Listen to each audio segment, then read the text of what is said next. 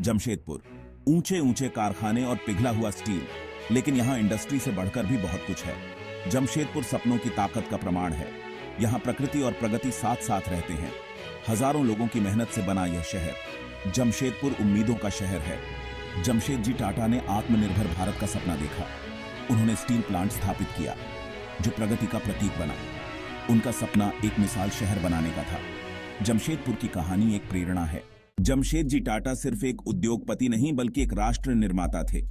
वे समझते थे कि लोगों को सशक्त बनाना ही असली प्रगति है। जमशेदपुर के लिए उनका विजन सिर्फ एक स्टील सिटी का नहीं बल्कि एक समृद्ध समुदाय का था।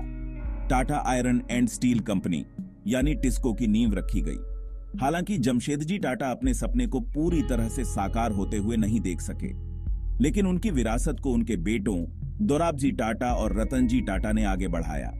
वे जानते थे कि एक सफल शहर के लिए सिर्फ कारखाने ही काफी नहीं होते। दोराबजी टाटा की रणनीतिक सोच ने उन्हें स्टील प्लांट के लिए सुवर्णरेखा और खरकई नदियों के संगम के पास स्थित साकची गांव को चुना। यह जगह एकदम सही थी। यहां पानी की प्रचुर मात्रा थी जो स्टील उत्पादन के लिए बहुत जरूरी है।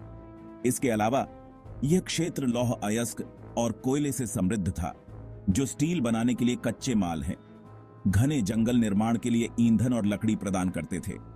प्रकृति ने इस भूमि को स्टील सिटी बनाने के लिए हर चीज से नवाजा था। दोराबजी टाटा के नेतृत्व में साकची का छोटा सा गांव बदलने लगा। कारखाने बने, चिमनियां आसमान छूने लगीं और मशीनों की गड़गड़ाहट से हवा गूंज उठी। कभी सोया हुआ यह गांव अब गतिविधियों का केंद्र बन गया था। लेकिन औद्योगिक विकास के बीच कुछ अद्भुत हुआ। शहर सिर्फ स्टील और कंक्रीट से नहीं बना था, यह करुणा और समुदाय के मूल्यों पर बना था। भाग 4, प्रगति के लिए बना शहर। 1919 में शहर का नाम बदलकर जमशेदपुर रखा गया, जो इसके संस्थापक को श्रद्धांजलि थी। उस समय भारत के वायसराय लॉर्ड चेम्सफोर्ड ने शहर का नामकरण किया था। यह उस व्यक्ति के लिए एक उचित श्रद्धांजलि थी जिसने एक आधुनिक औद्योगिक भारत का सपना देखा था। जमशेदपुर कोई और औद्योगिक शहर नहीं था, यह एक सुनियोजित शहर था जिसे अपने निवासियों को उच्च जीवन स्तर प्रदान करने के लिए डिजाइन किया गया था। चौड़ी सड़कें, सुनियोजित रिहायशी इलाके और हरे भरे स्थान इसे अन्य औद्योगिक केंद्रों से अलग करते थे। टाटा परिवार का मानना था कि एक स्वस्थ और खुशहाल कार्यबल प्रगति के लिए बहुत महत्वपूर्ण है। उन्होंने श्रमिकों और उनके परिवारों के लिए स्कूल, अस्पताल और मनोरंजन की सुविधाएं स्थापित की। सामाजिक कल्याण के प्रति यह प्रतिबद्धता जमशेदपुर की पहचान का आधार बनी।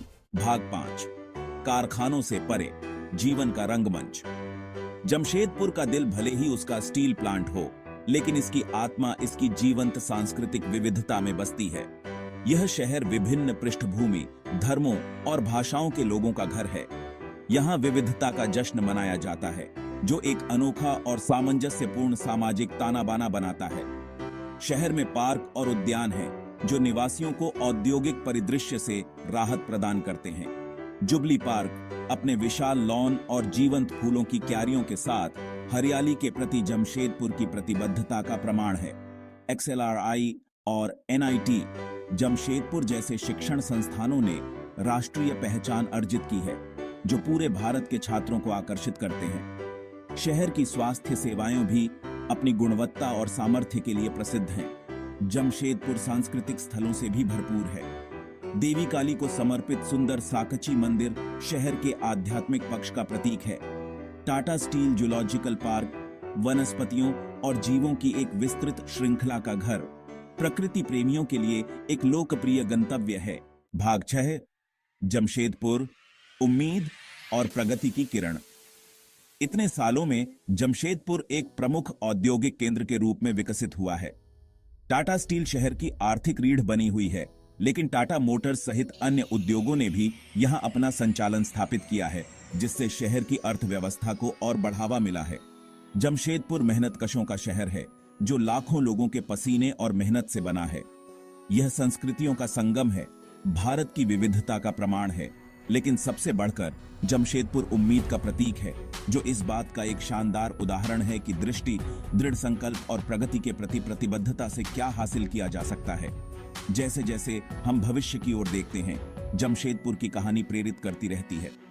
यह एक अनुस्मारक है कि प्रगति और स्थिरता साथ साथ चल सकते हैं।